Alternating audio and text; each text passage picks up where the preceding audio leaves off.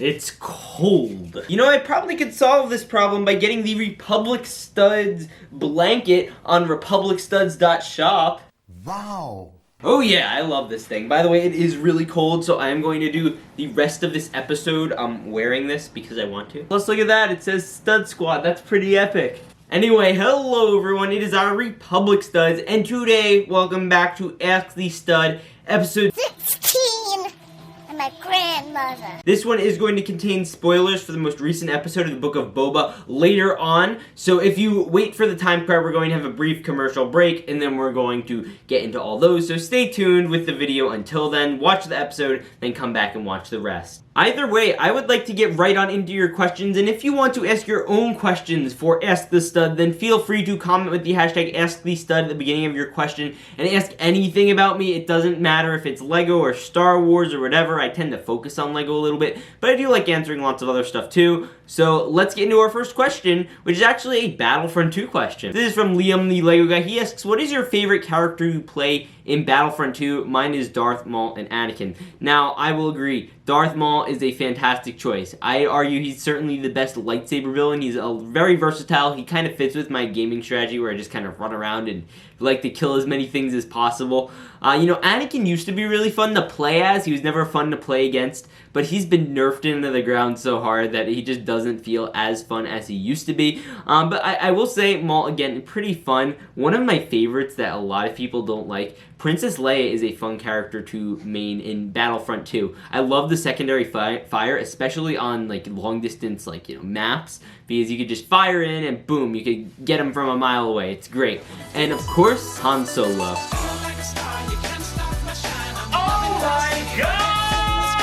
Next up, we have a question from Drew Eboli. He says, what do you think the future looks like for LEGO Star Wars minifigure accessory packs like the Clone Trooper Command Center one? And do you see LEGO making more packs like this? Now, quite frankly, I think they're here to stay. First off, they've had an amazing response. Right now, actually, if you want, the Snow Trooper Hoth pack is available on Lego.com, I believe, still, as well as the Clone Trooper minifigure pack, which is on back order till March, so you're gonna have to wait a month for that. But yeah, either way, they have sold out incredibly, at least with this, you know, I personally have bought 9 clone ones now. I'm easing up. Most Lego stores are out at this point because there was such a high demand for them, and since it took so long for them to stock, a lot of people wanted them even more. I am kind of content with my army right now. Obviously, I would like to have more in the future, but absolutely, I see these being a constant. Now, the theme we've seen with the recent two, they go alongside UCS sets, or at least with different themes. So first off, we have the Hoth Wave, the UCS AT-AT, that new AT-ST set, as well as a bunch of other factors.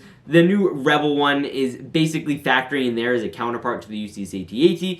But with the Clone Trooper minifigure pack, I'm not sure if that's supposed to be like a complementary thing to the gunship, as it does include a Clone Commander, and I don't think you're supposed to have 2 of those, like if you just buy one of each set. And that's because, again, this would be a counterpart to the UCS Republic gunship, and that would be the main reason this particular set would exist. So I don't know how much legitimacy that holds. Maybe, you know, there's evidence of that causing an Attack of the Clones wave. I guess we'll have to wait and see. Either way, big fan. I'm sure they're going to come back. Hopefully they come back not as army builders, but as individual exclusive characters that we haven't seen as much in LEGO Star Wars. And quite frankly, I'd rather see them that way and get our regular battle packs as army builders. Just to stop making the battle packs $20, please, LEGO. Thanks. Yeah, and also I don't like the idea of them coinciding with UCS as much, seeing as we're getting a Luke Skywalker land speeder soon, so I don't really want to see a Luke Skywalker minifigure pack. No!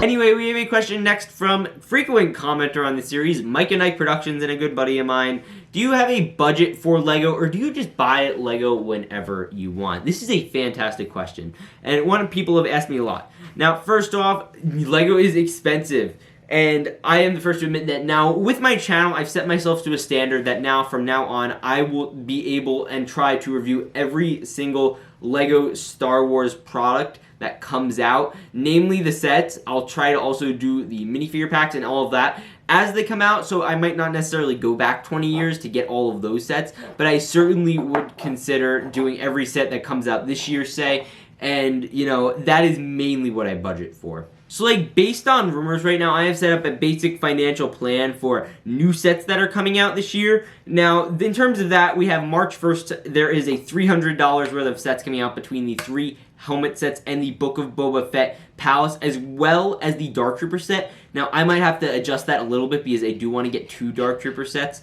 But either way, that is obviously a very expensive day if you want to get all of the sets. And I'm not too happy about that Dark Trooper helmet set. It does not look good. So I might hold that one off for a little bit because I still have not fully reviewed all of the helmet sets yet. Or maybe I'll wait to get those and I'll do just a full overall review of every helmet set because I do want to do that eventually. But then you move into May, that's going to be $400 based on the rumors for what we've seen. Then June is only going to be $160 set supposedly. Then we move into August, there's going to be $500 worth of sets. And then we also have that expensive direct-to-consumer set that's $530 that I predict will be a Death Star that's coming out later in August. And then after that comes September, October, there's rumored to be about $130 more worth of sets.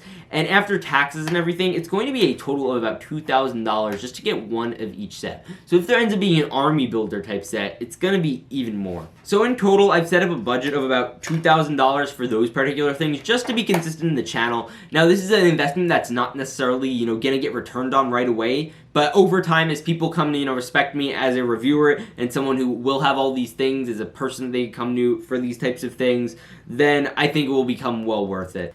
And I know when I throw those types of numbers around, it sounds absolutely outrageous. And it completely 100% is very outrageous that you have to spend that much on Legos. And I don't encourage anyone to spend that much on Legos. I just buy every set for my channel. So next up, we have a question from AandT. He says, a bit off topic, but what are your views on Star Wars anime after Visions came out? Yeah, loads of bad anime out there, but a few gems if you look for them.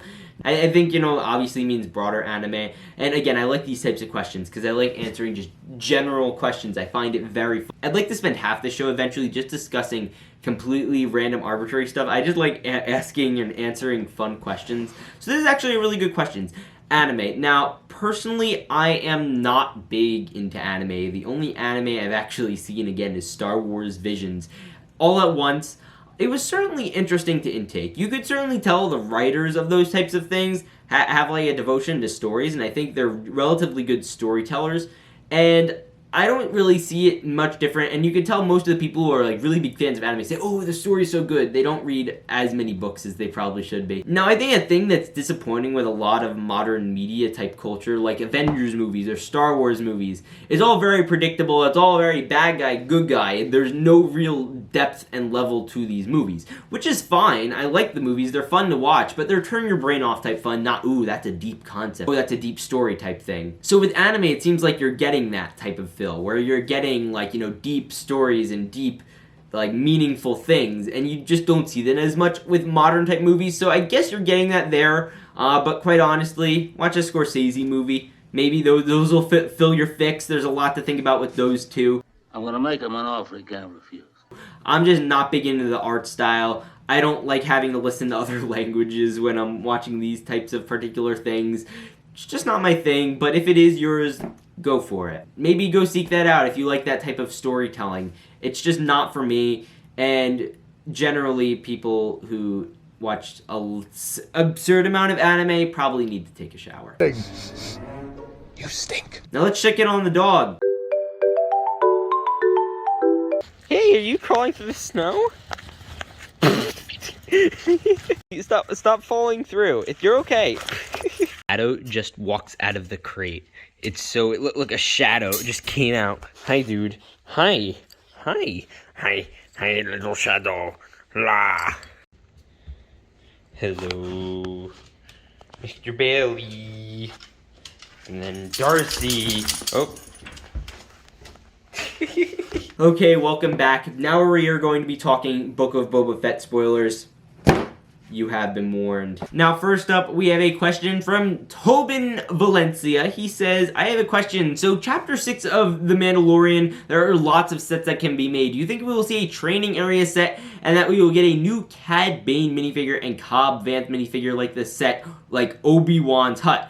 thank you for all of that. I would be so happy if this was in the video. Now it is. Congratulations. Now, basically, what you're referring to is if they do some sort of that Western shootout scene. By the way, Cad Bane in that episode, man, that was exciting. He looks a little off. Some people have been saying he looks a little off. Same problem a lot of people have with Ahsoka. I'm sure we'll get used to it. I still haven't actually gotten used to the new Ahsoka yet, to be 100% honest. But I think it's a decent possibility, seeing as Cad Bane did get shot there, and that was like solely the main theme of that scene.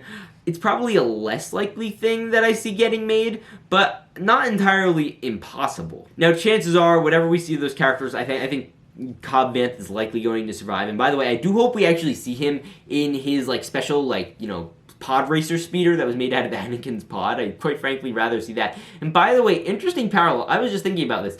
Anakin's pod racer as well as a Naboo starfighter have both appeared in The Mandalorian.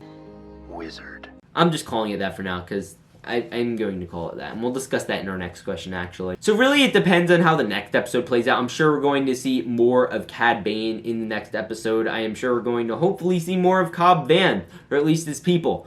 So chances are we're going to see him in something else, but I'm sure we're going to get a Cad Bane in the very near future. It just makes sense between the Bad Batch and this particular show.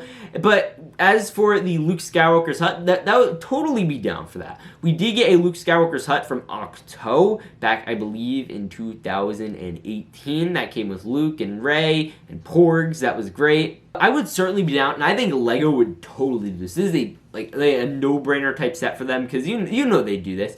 It is a Grogu training set. You do like Grogu training, you have Luke, you have Grogu, you have Ahsoka, maybe you have Mando in there. It's an easy way to market an entire set dedicated around Baby Yoda. You can have him do flips, and you can have him lift stuff with the Force and have frogs. Like, that seems like a set LEGO would do. They have that whole The Child marketing, which I'm not too sure on. But yeah, you could even throw an R2 in that set. Make it a $50, $60, $70 set. Everyone would buy it. It's just one of those types of things. And I'm almost certain we're going to see something just solely dedicated to the Grogu minifigure. I wouldn't doubt it one bit.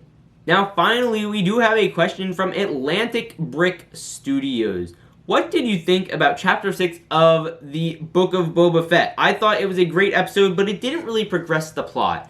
Not cohesive. They should have just called it Mando Season 3 and been done. Some great LEGO sets could come out of it, though. And I'll discuss more of the LEGOs in a second, because there's some LEGO stuff, and not just from this episode, from the whole show. So, first off, I do want to start with the first few episodes. They were quite interesting. It wasn't necessarily something I was like beyond hyped for, but it was telling an interesting story. And like the lead up was what was exciting. It wasn't like the big action scenes, because what a lot of people think is, oh, the movies are all about the big action scenes. But for me, a lot of it is the slow build up and payoff. So you do get a payoff, intense scenes and things like that. And they had something really good going with the first, I'd say, 4 episodes with Boba, where they focused on him. I loved them going into the vast criminal world, but by the end of the 4th episode, where they had the Hutts come in and say, oh, we surrender, and they consolidated all of the enemies just down to the Pikes, and, like, it just kind of sucked. But there was one scene in particular I did absolutely love, when all of the families of Tatooine, I guess, met up, and basically recreated the scene from The Godfather with the 5 families. And for those who have seen The Godfather, again, it's a fantastic movie. And also another parallel to The Godfather with this particular show is you're getting a flashback scene, and you're getting like the in real time scene. Now, that usually flashback scene will usually give a lesson for how he's working in the real world, and it makes a ton of sense the way they're doing that whole thing. Personally, I know a lot of people are upset with the way they're using the, back to tank as a plot device. I think it could work better than them just transitioning between, past stuff and current stuff. I'm kind of good with it, but I kind of get what they're going for. Again, some people have complained about it, and I guess that's fine too. But I thought they were going well with that until towards the middle of episode 3, where they started getting a little wonky with that whole speeder chase and the scooters. That was not good. And then, episode 4 was alright, but then it immediately lost me once The Mandalorian was in regards to the focus on Boba Fett in this show. And I thought, okay, maybe they'll do just one Mando episode, and then they'll go back to Boba, and it's going to be all about him again. It was not. So, again, while I'm not the biggest fan of, I guess, all of the story, I still want to see a full cohesive story, and this really feels more like Star Wars Disney Plus universe. So I think a way to enjoy the show more, and this is how I'm currently looking at the show, is just look at it as a continuation of the Disney Plus-averse with The Mandalorian and Boba Fett. I'm just considering them all a part of the general same universe, all these live-action things, and it makes more sense. Just say these episodes are Mandalorian episodes, and he's involved with Boba right now. We got a little bit of Boba stuff. If we see more Boba in Season 2, which I'm sure we will, that'll be a continuation of that story. Just kind of look at it as all one thing, and it makes the show so much more enjoyable, and which is why I absolutely loved that episode 6, because I was able to step back and be like, you know, this doesn't have to be a Boba Fett episode, this is just a Disney Plus Star Wars episode, and they wanted to get something out for The Mandalorian, and obviously this is a story they want to continue, and give us a bit of an update on. They didn't want to leave us waiting 2 years until we got our next story. So yeah, those are my thoughts on this particular episode of Ask the Stud. Again, ask all of your questions down below. Thank you guys all for checking out this episode. If you liked it, then feel free to check out this stuff here and here. Also, remember to hit that subscribe button. I will see you all in the next one. Remember to peace out and stay awesome.